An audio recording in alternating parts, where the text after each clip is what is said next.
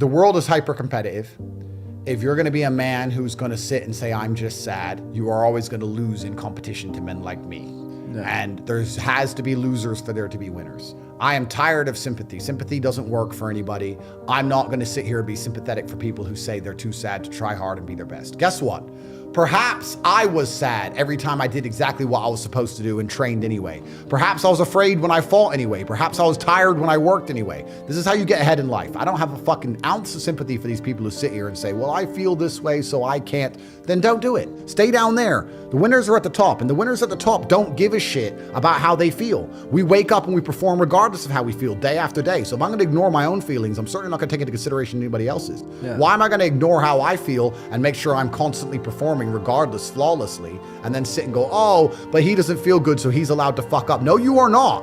You're not allowed to fuck up to your ancestors or to God or to yourself. You have to perform. This is what being a man is about. The baseline of masculinity is doing things you don't feel like doing. I can't comment on being a woman because I'm not one. But the baseline of masculinity as a whole is the thing that makes a good man a man is that he does what he doesn't want to do. He doesn't want to work and he works anyway. He doesn't want to go to war and he fights anyway. He doesn't want to get up, he gets up anyway. That's the whole point of it. We didn't want to die in the Titanic. Guess what happened? We died in the Titanic.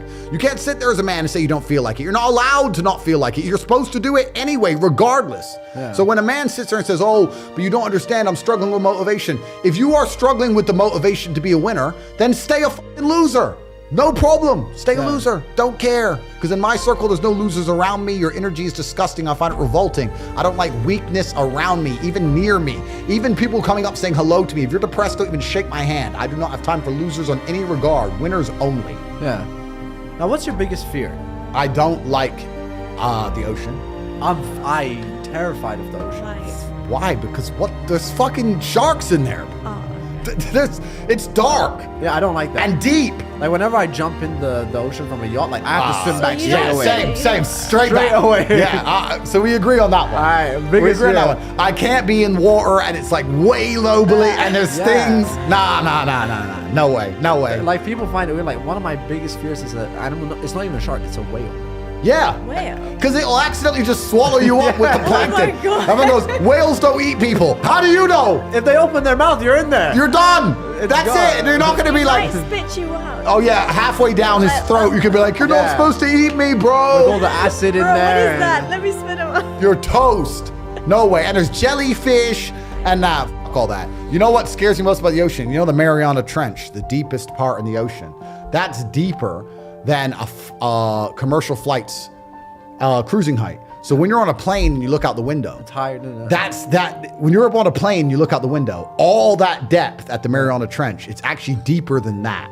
That is insane to me. So when I look out, every time I look out a plane's window, it's just kind of, I know it's a weird connection, but every time I look out the window of a plane, I'm like, never going in the ocean again. Yeah, I hate it. Never going in the ocean again. No way. What do you think about this whole identify me as a they, the he, she, they, them culture? I think that it's a pathetic attempt at individualism. People want to be individualistic. People like the idea of getting attention. It's a very easy way to garner attention from the universe without any kind of merit. The traditional way to get attention in the world is to do something which is merit worthy. Yeah. I had to go out and become a world champion kickboxer and fight and become rich and become important and say interesting things for people to pay attention to me. But if you're a loser and there's absolutely nothing about you which is special or unique and you want attention, you can sit and try and police other people's language with this complete garbage because it's going to attract attention, whether negative or positive. Some people are going to support you, some people are going to be negative about it, and either way it's attention. So it's purely attention-seeking bullshit, but that's not what's scary about it. What's genuinely dangerous about it is two things. One, the idea that they're trying to propagate it on the children. The fact that they will not leave children alone and they're going to sit there with children while their minds form and try and push these idiotic agendas on them is more than criminal. It's genuinely satanic and it's disgusting. Leave the children alone. I don't care if you're gay, I don't care if you're LGBTQ, I don't care if you want to call yourself a zebra, I don't care if you want to stand on your head, I don't care what anybody wants to do in their own private life with their own private time, but I do care what you try and tell my kids. My children, they are mine. And everybody else who's raising children should have the prerogative to decide what they are told and taught. You cannot sit there and force these agendas on children. This is the first thing. And the second thing I don't like is when they try and police other people's speech. There are certain countries in the world today, Canada being one of them, whereas if someone decides to change their pronoun, if I decide to become a she, unless you call me a she, you are breaking the law. You are forcing and mandating by law for other people to participate in a delusion, because that's exactly what it is a delusion. And forcing other people to believe in delusions by law is wrong. So I don't have anything against it on the individual level, but when it expands out on the societal level, it offends me. Okay, so how would you raise your kids? Because Yeah, that's what I was about to ask. I was like, you said about kids, so how will you protect your kids? Well, that's it. It's very difficult now because your children are constantly exposed to all this garbage on the internet. It's hard, and the agendas and the machine behind them is constantly attacking the psychology of your children. Yeah. It's extremely scary, and you have to do your very best to keep them God-fearing, keep them disciplined, and make them understand at a very fundamental level that your parents know best, daddy knows best, that the machine does not know better. I'm the one who raises you, I'm the one who takes care of you, and I'm the one who's gonna have the final say on basically all of your opinions until you reach 18 years old, and that's how it's gonna be. Now, quick one. What would you do if your son was gay? I get asked that question a lot. I would not disown my child if he was gay. I don't care, right? I would not allow my child to be a degenerate person, right? So if he was gay in his own privacy, in his own private time, I wouldn't care. If he was gay and he was a gay rights activist and he was walking around in bondage gear on a gay pride parade in public, then I would disown him. Not because he's gay, but because he's degenerate as a person. I don't care if you're gay or straight. You should keep your clothes on in public. You shouldn't be walking around in bondage gear, gay or straight. There's nothing to do with sexual orientation. I don't like degeneracy. I think degeneracy is repulsive.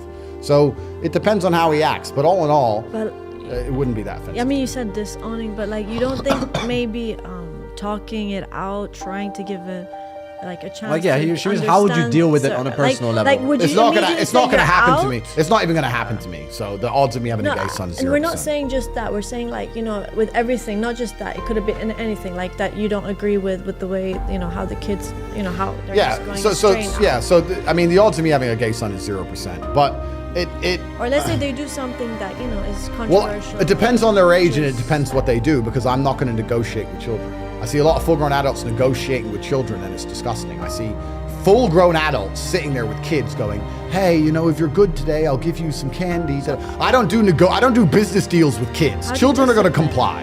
Yeah. They're going to obey me. When they reach an age of adulthood, then obviously we can have a discussion, because they're fairly sentient and they're also capable of living on their own terms. But as long as the child needs me for survival, it's my way or the highway, and there's not going to be any negotiation. There's not going to be any business deal.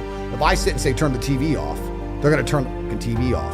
And there's not going to be any there's not going to be any discussion. There's not going to be any deal. There's not going to be any reward for them complying. Their reward for complying is the fact they continue to exist.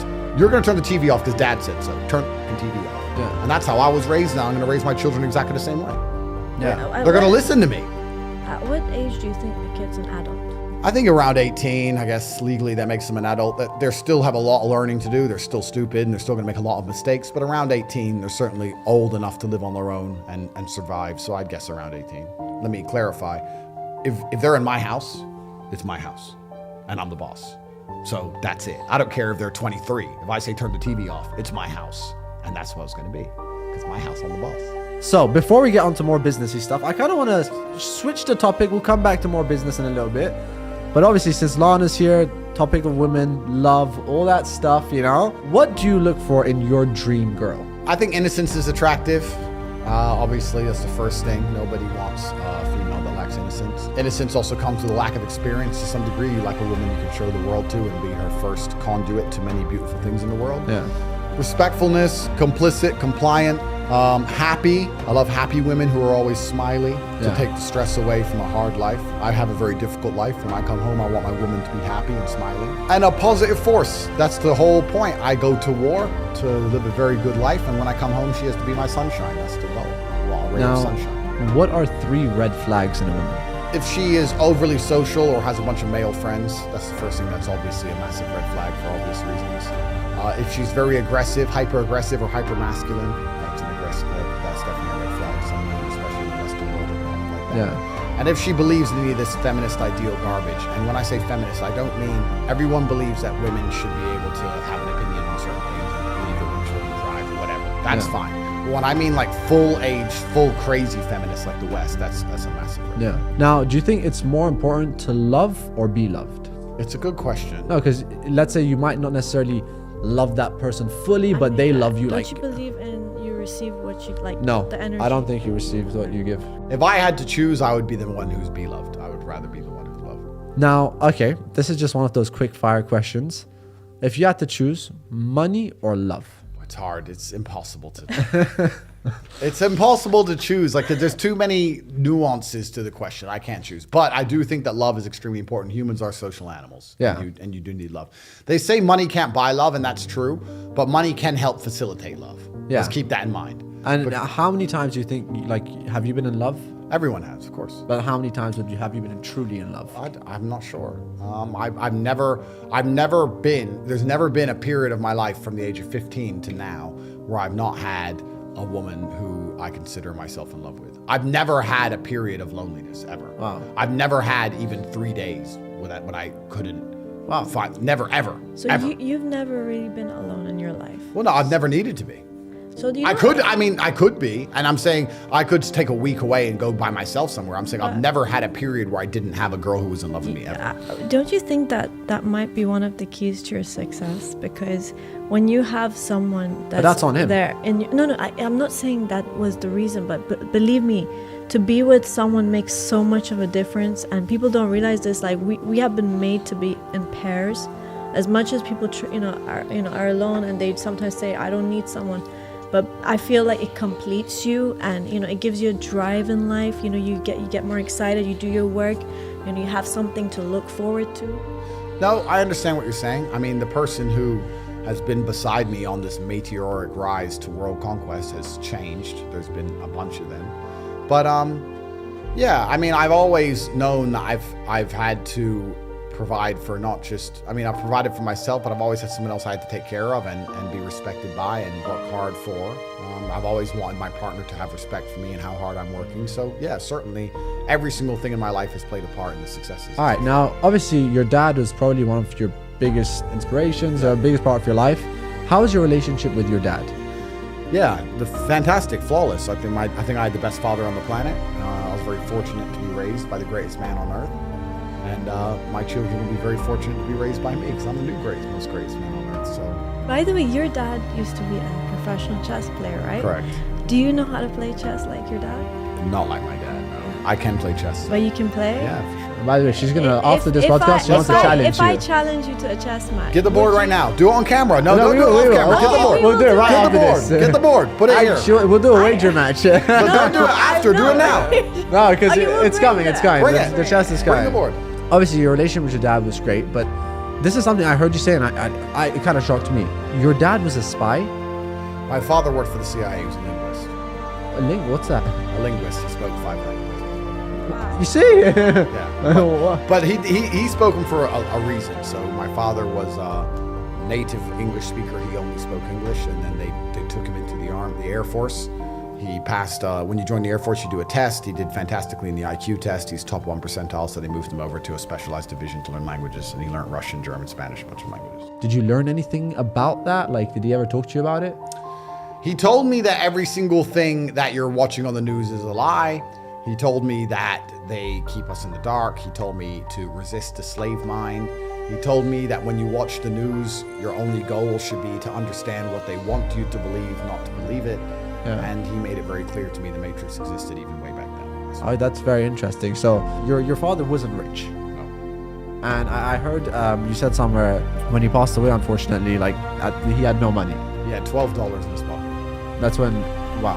That was it. Exactly $12. $12 to his name. To his name. This is something that you always push, like, you need to get rich, you need to get rich. In that situation, like, what would you say to that? Because some people might say, well, if you're pushing this and your role model is your father that didn't have money. Yeah, correct. Yeah. The goal of a son is to be a built-on better version of his father, right? Yeah. So my goal as my father's successor is to be even more successful than he was, to be a better version of him. Yeah. I do my very best. I still think he was better than me in most regards, but in the one area I have surpassed him is clearly financially. But my father had a different mission, and he was focused on what he did, and he did a fantastic job of it. But yeah, he was not financially successful. I'm actually glad for that, because I'm glad I was raised completely poor, and I was raised broke. I I wasn't raised. Everyone goes, I was raised poor. No. I was raised completely broke. We were in a homeless hostel. We changed country. And we were living with a bunch of Kosovan war refugees. And we had a really bad story.